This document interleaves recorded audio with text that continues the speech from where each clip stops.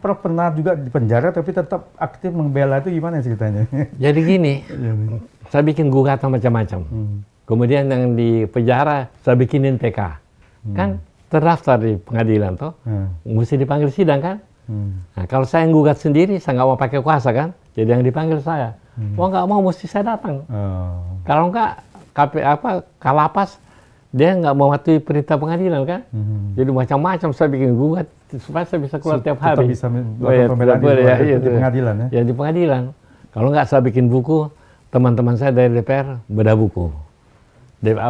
Televisi datang. Tapi jadi, memang diperbolehkan secara hukum, artinya sudah di penjara tapi yang bisa... dihukum bukan kebebasan saya berpikir dong. Saya bilang sama Kalapas, bagaimana caranya? Lihat vonis. Apakah kebebasan saya berpikir ada di situ? Akhirnya si Kalapas bilang, susah dilawan pengacara ini. Ilmunya masih kalah jauh kan? Jangan begitu Pak. Pasti saya ada gunanya untuk Bapak di kemudian hari. Bagaimana Oce? Sewaktu keluarga Bapak ada masalah hukum, ke saya nggak kasih bayar. Wah seneng. Gitu. Kan orang nggak pernah tahu. Nah bukan soal pidana aja. Kan saya ahli dalam katakanlah bisnis law. Mendirikan korporasi, saya bisa jadi penasihat hukum Anda. Sampai hari ini, tiap bulan saya mesti kasih ceramah di Artagraha. Aguan masih pakai sama saya. Si Tommy Winata juga masih pakai sama saya. Kemudian terakhir si Lukas NMB perkara besar itu loh. Kalau bukan saya, dia matinya di penjara. Itu ada keputusan dari pengadilan tinggi, membaca surat permohonan OCKADIS, dia masuk di RSPD. Tapi memang waktu itu sudah stadium 4. Ya, saya udah bilang ini pasti meninggal. Saya udah bilang sama Kompas, sama Sonya Kompas, saya bilang.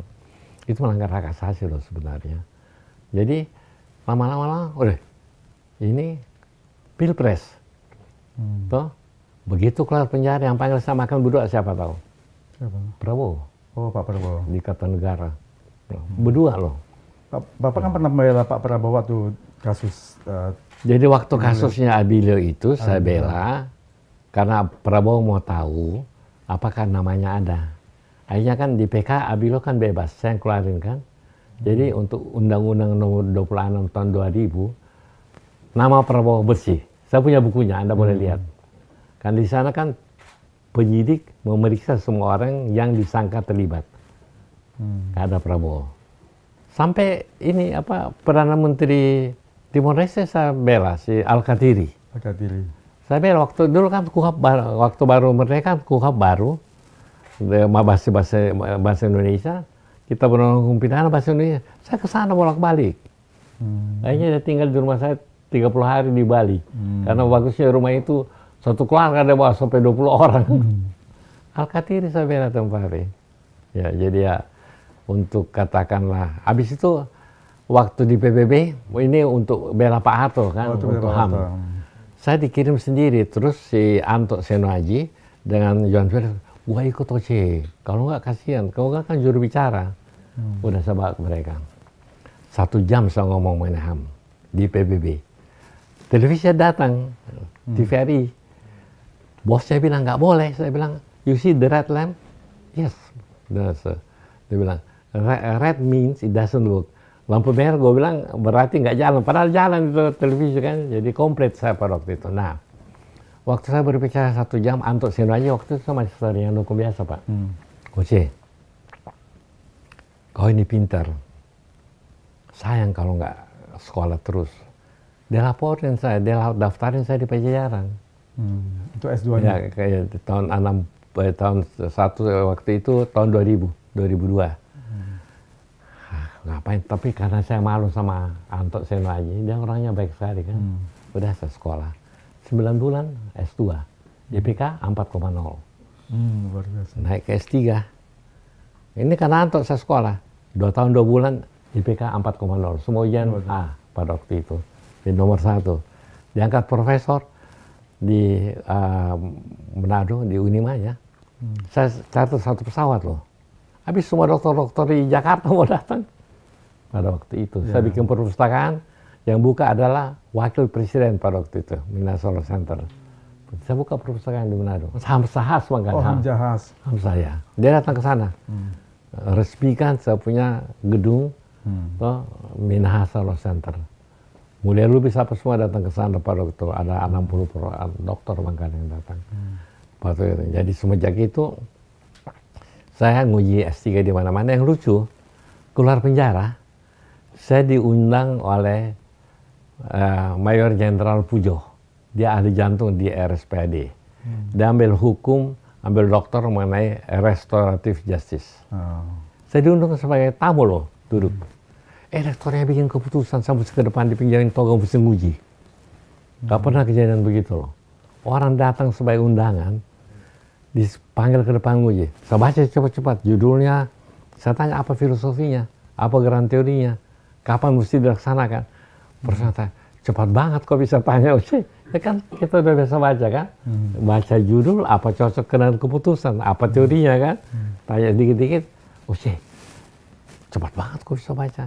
Ya nggak tahu kan memang saya suka baca kan, dan memang saya juga guru besar ya, jadi bukan guru besar yang yang nggak ada isinya, saya bilang begitu.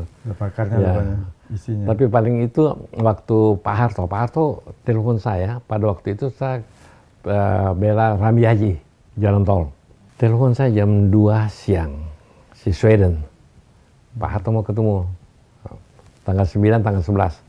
Soalnya nggak bisa, saya bilang, saya mesti ke Sydney, ketemu sama Rami Haji.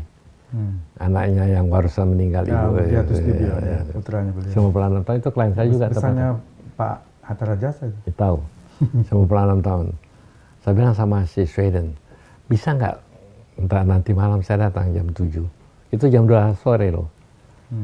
Setengah jam, boleh Pak Harto mau ketemu katanya. Saya bikin ulasan, saya udah tahu kan mengenai yayasan. Kemudian bendaharanya yayasan Pak Karton waktu itu. Kalau memang mau dijadikan tersangka, masukin dulu dong Jaksa Agung, saya bilang begitu kan. Kemudian saya bikin 9 lembar, saya kan cepat ngetik. 6:30 udah di Cendana. Waktu itu kan masuk Cendana susah Pak. Iya pasti. Pada waktu itu angker kali. Screeningnya. Ya, tapi kurang seperempat jam 7 sudah ada. Pertanyaan pertama Pak Harto, apakah Pak Oce bersedia jadi pengacara saya? Saya yang pertama ditunjuk. Kebanggaan Pak, saya bilang, kehormatan bahwa saya dipercaya oleh Bapak untuk itu. Terus apa syarat saya kasih kuasa langsung, saya kasih konfirmasi. Pertama kali dipanggil di Kejaksaan Tinggi, kan kita kan semua berdiri, ada CNN apa semua, ada Tempo juga. Bagaimana caranya supaya Pak Harto panggil saya di sebelahnya? Saya kan Manado, saya pukul meja. 3 jaksa agung muda yang periksa sama dia kan. Soalnya Pak jaksa agung muda. Yang angkat Anda jadi jaksa agung siapa? Klien saya, Presiden Soeharto, saya bilang. Terus, bendahara yayasan saya bilang siapa? Bos Anda. Hukum dia dulu. Kenapa Pak Harto dipanggil sebagai tersangka? Ngomong-ngomong, apa dia bilang? Kita nggak periksa sebagai tersangka. Ada bukunya saya kasih aja. Hanya wawancara. Sama Pak Harto dengan dia panggil saya di sebelah. Semenjak itu selalu kalau pemeriksaan di Mabes apa semua saya di sebelah. Jadi pulang saya naik mobilnya dia. Si John Felix, jalan dia pinter dia cari momen katanya. Yang lain kan segan-segan semua. Gue bilang gue pengacara, gue pukul meja. Saya bilang kenapa Anda panggil semua klien seperti itu? Pak Harto kaget juga itu Bangkali. Tapi dia kan orangnya kan mungkin dia tahu saya dari sana jadi dia terima juga. Itu pengalaman saya yang paling mana. Nah, kemudian nanti waktu video call kan dari Amber, saya juga di sebelahnya Habibie itu. Yang Habibie. Iya, sebelah. Bapak bela Presiden Habibie gimana cerita ini? Tapi ini sebenarnya dia akan dimintain komisi pembelian kapal terbang. Dipegang oleh Albert Hasibuan. 9 tahun nggak selesai. Saya selesaiin dalam waktu 3 minggu. Beres. Dia nggak usah bayar 1 sen. Jadi saya pancing sama si Albert, tolong kau tulis surat berapa persen kau minta. Mintanya 20%. Saya langsung balas. Ini anggaran dari APBN. Itu pemerasan. Kalau kau nggak tarik suratmu dalam 1 kali 24 jam, saya laporin kau. Memeras menteri. Langsung selesai perkara. Surat itu dipegang oleh Habibie. Gila, 9 tahun nggak selesai, dia selesai dalam waktu berapa minggu aja katanya. Makanya banyak foto saya sama Habibie. Tiap kali bawa anak buah saya yang mau foto, saya bawa ke sana ke rumahnya. Itu ceritanya. Jadi supaya saya ini nggak terlalu pintar, mungkin nasib baik Bangkali ya. dapat perkara-perkara besar, waktu Besar-besar, BLB bisa dapat semua kan.